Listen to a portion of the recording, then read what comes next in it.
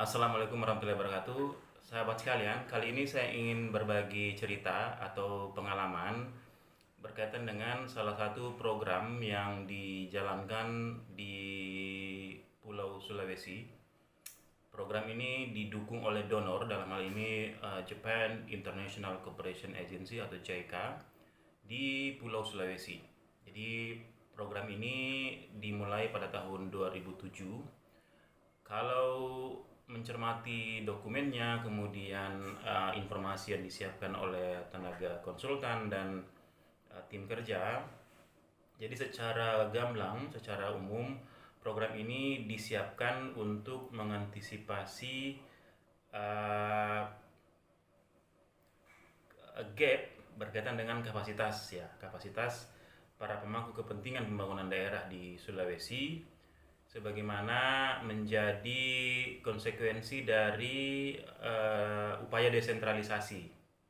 Jadi sebelum tumbangnya rezim Soeharto, memang kita melihat bahwa semua diatur oleh Jakarta, semua dikondisikan, semua dikendalikan oleh Jakarta. Jadi sistem sentralisasinya sangat kuat.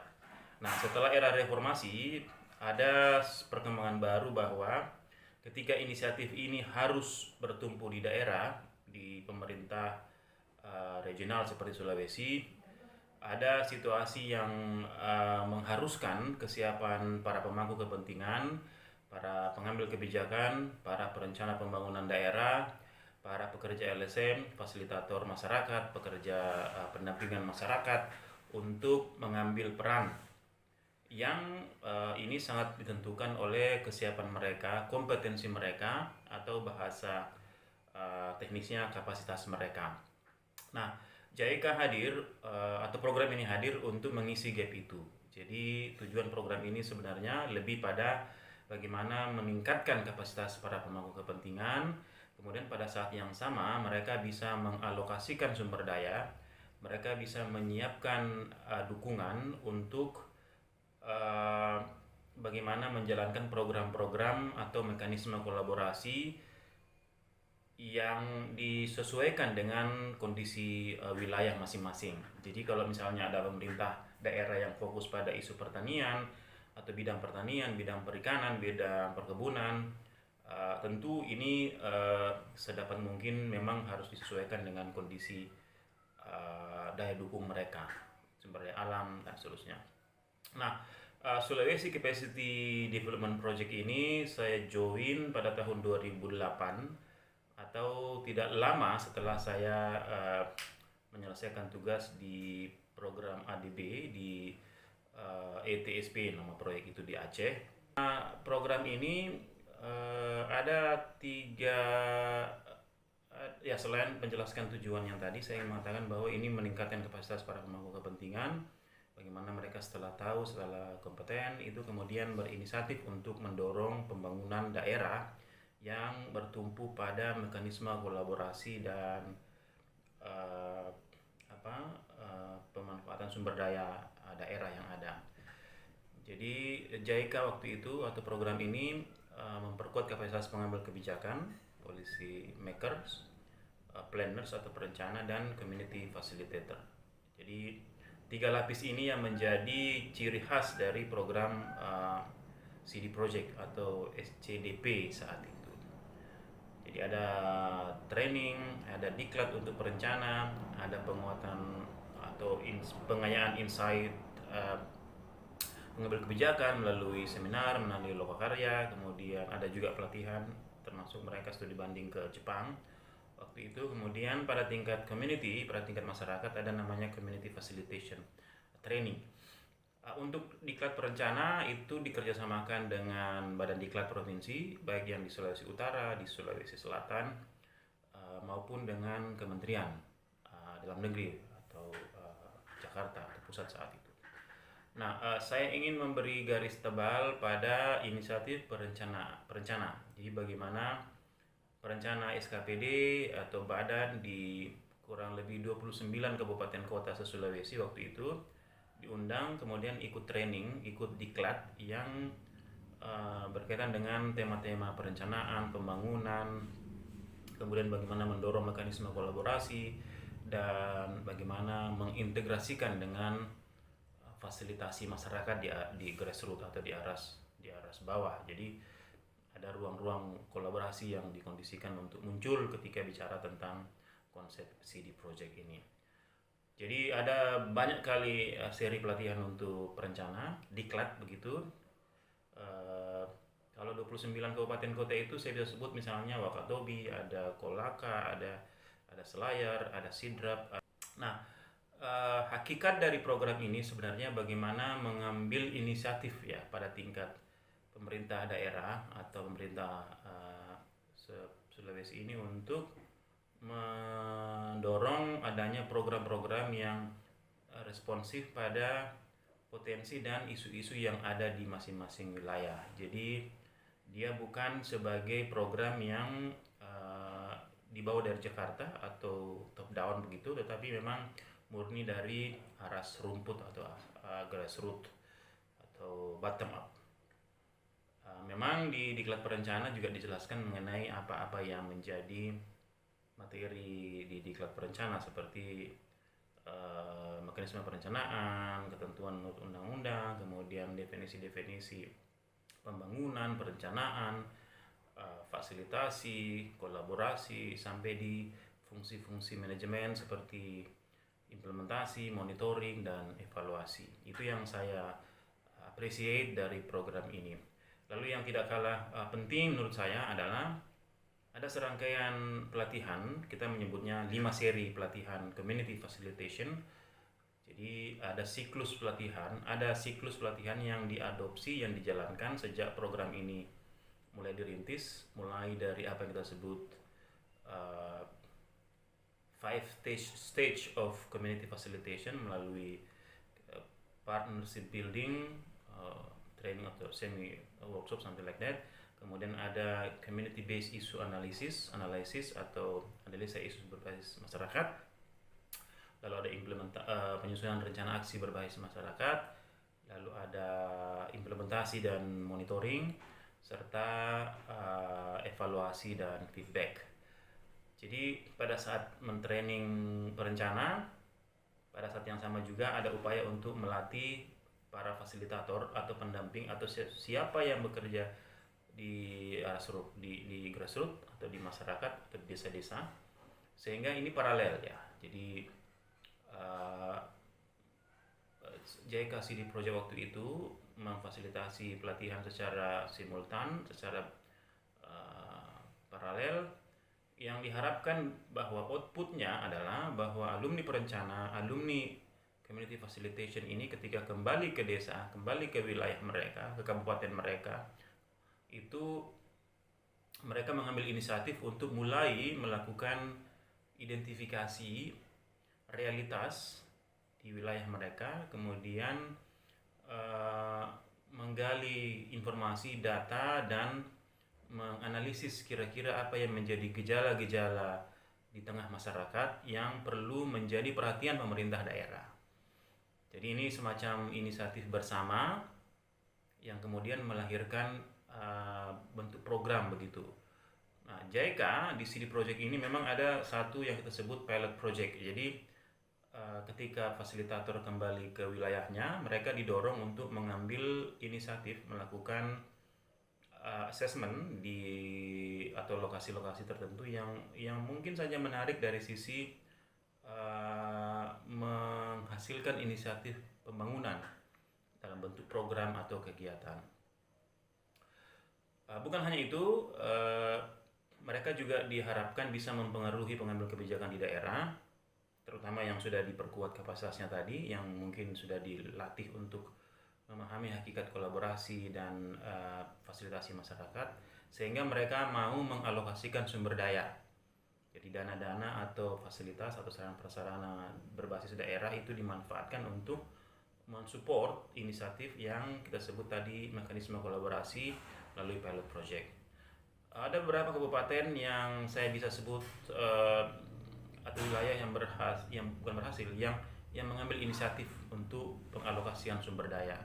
Misalnya Kabupaten Pohuwato di Gorontalo, kemudian Wakatobi di Sulawesi Tenggara, ada juga Selayar, ada juga Takalar, dan beberapa kabupaten lainnya yang mengartikulasikan, menjabarkan, menjalankan apa yang kita sebut mendorong pilot project kolaborasi.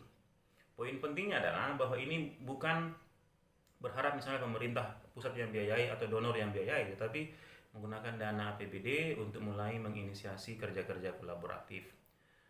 Jadi setelah fasilitator masyarakat yang di-training oleh JICA CD Project dan tim kerja waktu itu,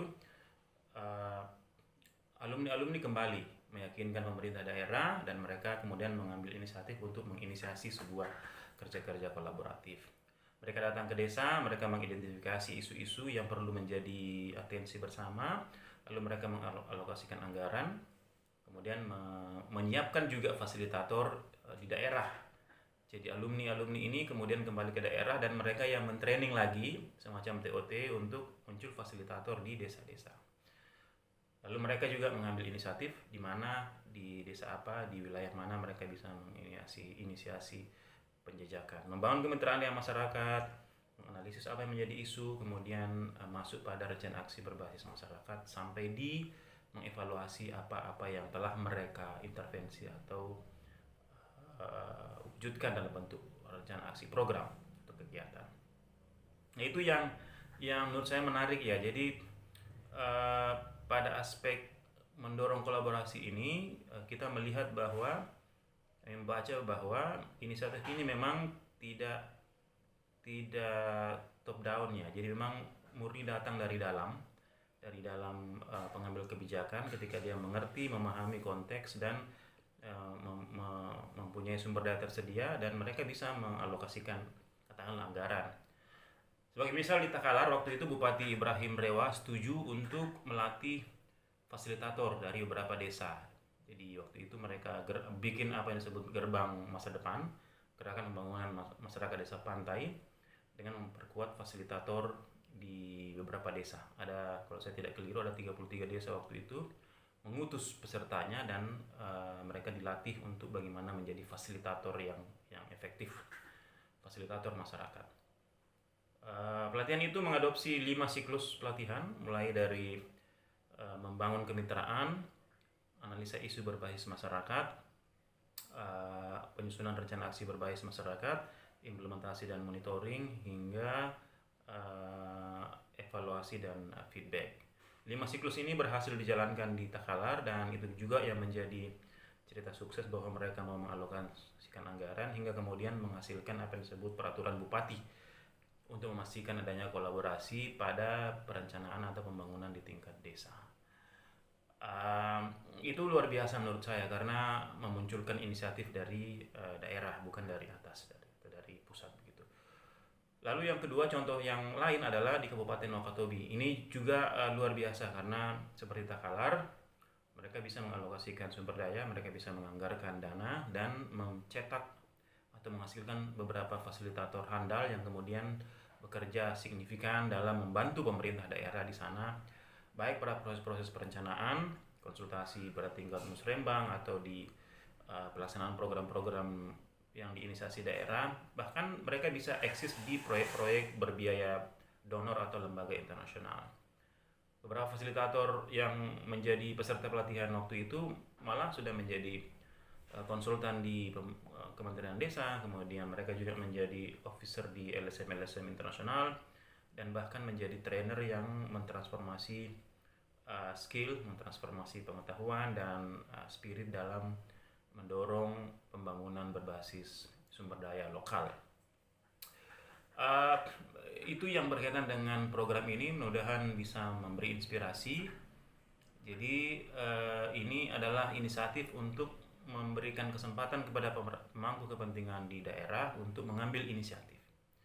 Bagaimana mereka responsif pada isu-isu di daerah, apa yang menjadi permasalahan, apa yang menjadi gejala-gejala pembangunan, apa yang menjadi plus minus misalnya perkembangan zaman atau situasi pasca misalnya desentralisasi itu semakin memberi ruang ke mereka untuk mengambil inisiatif. Memang di tengah gagasan CD Project ini memang tidak mudah juga karena dinamikanya begitu kompleks, begitu kontekstual karena Ini berkaitan juga dengan leadership dari pengambil kebijakan, perencana maupun fasilitator masyarakat. Yang saya ingin bilang bahwa ini tidak mudah karena kadang-kadang orientasi pengambil kebijakan, orientasi perencana, jika mereka tidak terbiasa untuk menyesap atau memahami konteks di wilayah desa, mereka akan kesulitan untuk mengalokasikan sumber daya. If they don't care, will be difficult for them to allocate resource. Care artinya bahwa mereka harus merasakan bagaimana gejala, merasakan bagaimana persoalan, merasakan bagaimana permasalahan mengubah atau mengganggu eksistensi komunitas dan seterusnya. Kami akui bahwa dari 29 kabupaten kota yang waktu itu kita fasilitasi memang tidak semua mengalokasikan sumber daya. Bisa jadi karena interest mereka berbeda atau juga memang kekurangan anggaran atau sumber daya yang bisa diakses di sana. Tetapi meski begitu, namanya juga inisiatif, ini tidak bisa dipaksakan, ini harus murni datang dari dalam.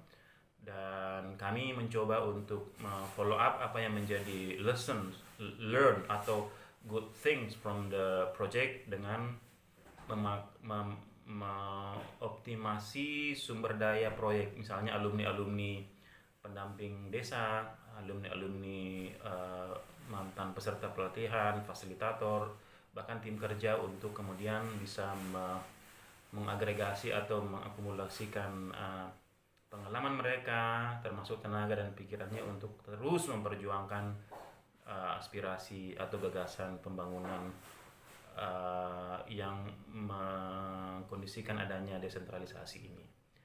Dengan alumni-alumni JICA City Project dan JICA sebelumnya, kami sudah punya organisasi namanya Community Initiative for Transformation, sebuah LSM yang eksis sejak tahun 2012, secara resmi 2013, dan alhamdulillah bisa bertahan sejauh ini kurang lebih 10 tahun, menandakan bahwa gap-gap yang memang dibahasakan seperti tadi itu juga sudah menjadi atensi mereka, dan dengan demikian mereka bisa secara perlahan untuk mengisinya, meskipun ini juga tidak mudah karena membutuhkan konsistensi, membutuhkan sumber daya, membutuhkan kesungguhan untuk mengawal, mengidentifikasi dan mentransformasi gagasan perubahan itu. Komit eksis sejauh ini menurut saya sudah sangat kontributif, paling tidak mentransformasi ide-ide pelatihan, mentransformasi metodologi dan teknik-teknik yang bisa dimanfaatkan dalam mendorong adanya desentralisasi pembangunan. Jadi ini luar biasa juga karena sudah eksis selama 10 tahun.